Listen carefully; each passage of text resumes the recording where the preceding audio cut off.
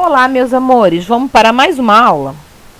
Na nossa aula de história de hoje, nós vamos falar sobre o governo geral. O governo geral foi um dos modelos de governo administrado pelos portugueses no Brasil durante o período colonial, criado em 1548 para substituir o sistema de capitanias hereditárias, que foi um sistema que não deu certo, porque muitos portugueses que receberam as capitanias não desejavam se mudar para o Brasil para tomar conta das terras recebidas. Além disso, aqueles que vieram para o Brasil encontraram muitas dificuldades em lucrar com a capitania recebida da coroa portuguesa. E o governo geral, o sistema de governo geral, ele foi criado para centralizar a administração da colônia, e o governador, a partir daí, era a autoridade mais importante presente no Brasil e representava os interesses do rei de Portugal em terras brasileiras.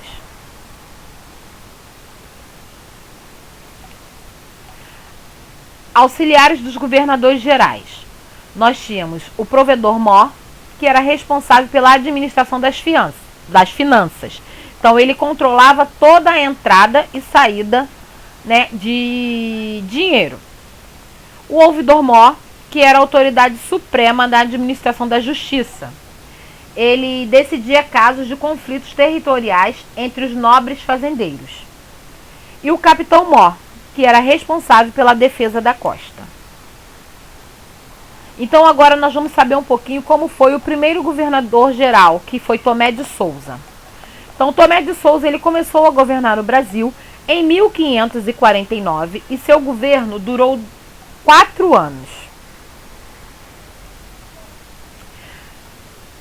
Acontecimentos marcantes no governo de Tomé de Souza foi a fundação de Salvador, que foi a primeira capital do Brasil, criação do primeiro bispado do Brasil com Dom Pedro Fernandes Sardinha, fundação de um colégio em Salvador dirigido pelos jesuítas, incentivo à agricultura e introdução de gado no Nordeste. Em 1553, Tomé de Souza foi substituído por Duarte da Costa.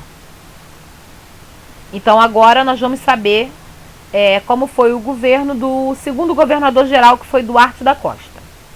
Duarte da Costa ele trouxe junto com ele seu filho Álvaro da Costa e alguns jesuítas.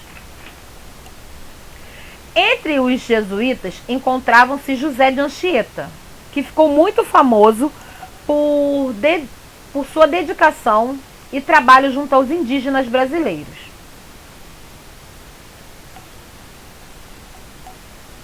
Então, durante o governo de Duarte da Costa, alguns fatos perturbaram a sua administração, que foi a invasão francesa no Rio de Janeiro, em 1555, a organização da Confederação dos Tamoios, que foi um movimento feito pelos índios tamoios, aliados aos franceses contra os portugueses, desentendimentos entre o governador e o bispo Dom Pedro Fernandes Sardinha.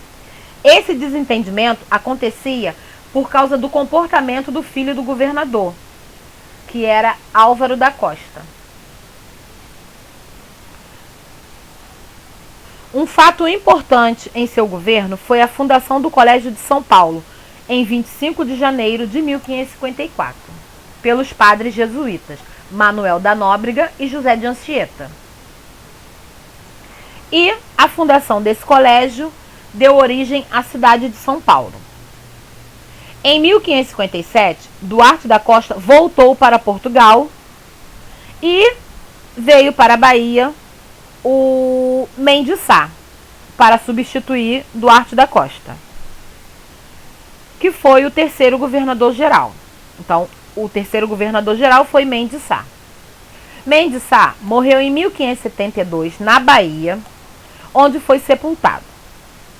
Mendes Sá governou o Brasil durante quase 15 anos, isto é, de 1557 a 1572. Mendes Sá, ele resolveu uma série de dificuldades que foram deixadas por Duarte da Costa.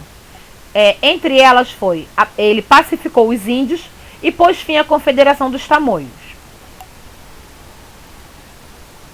Ele conseguiu isso com a ajuda dos padres jesuítas, Manuel da Nóbrega e José de Anchieta.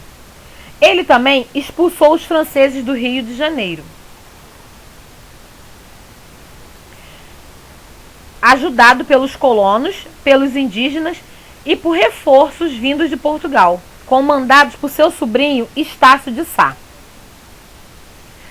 Para expulsar os franceses, Estácio de Sá construiu, em 1º de março de 1565, um forte próximo à Praia Vermelha e uma povoação a que deu o nome de São Sebastião do Rio de Janeiro. Espero que tenham gostado da nossa aula de hoje e agora é com vocês. Vamos fazer as atividades na apostila da página 21, 22, 23 e 24. Um grande beijo e até a nossa próxima aula. Tchau, tchau!